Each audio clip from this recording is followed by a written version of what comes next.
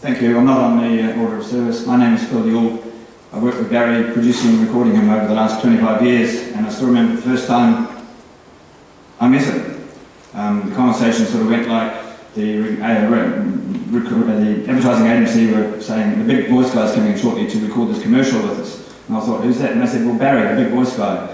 And I thought, I'd never met him before, so just soon after that, the door opened, and in comes this fairly diminutive, not distinctly large sort of character. He says, I'm Barrie, and I thought, doesn't look like a big voice guy to me, but as soon as I turned the microphone on, I thought, oh, how come the little guys get all the big voices and the big guys get all the high voices?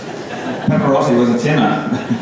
That was in the mid-80s, and towards the end of the 80s I worked at News Talk ZB. Sadly, ironic, I worked with Paul Holmes as his technical producer, but half of my job was doing all the promotional material for News Talk ZB.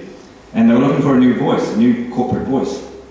And I thought Barrie would be ideal. And they said, well, who is this guy? And they said, well, we'll record something, we'll show you what he sounds like, and hopefully he'll get the job. So I thought, we better be impressive. So we wrote up a 60-second commercial that promoted the station in Auckland, and it was all wings and bangs, and Barrie's voice was in there saying as great as it was. And I played it to those at News Talk ZB who make the decisions.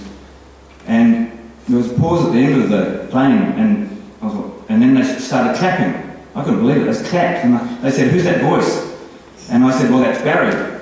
And I said, but he spells his name funny. And they said, it doesn't matter, we want him. And they gave Barrie a job for 10 years, all across the 90s. Barrie was the voice of News Talk ZB. Now that's probably a New Zealand record. Most people get dropped after 2, 3 years, 5 years if you're lucky. But Barrie's voice is so distinctive, he carried News Talk ZB right across the 90s when they were flying up and becoming #1. And it was interesting producing and recording a lot of those because Barrie's voice just sat on its own. He didn't have to do wings and bangs and whistles and sound effects and music. And Barrie's voice just on its own, it resonated. And you noticed that when you spoke with him too, the room filled with Barrie's voice. Later on, over the last 10 years, I've had the privilege to keep on working with Barrie via Christian Broadcasting. He did a lot of voicing for Christian Broadcasting, who supplied programs to News Talk ZB and to Radio Sport. And we're about to play one of those, and it was a series of 12 that John Cooney wrote for Christian Broadcasting, produced by Phil Guyan and myself.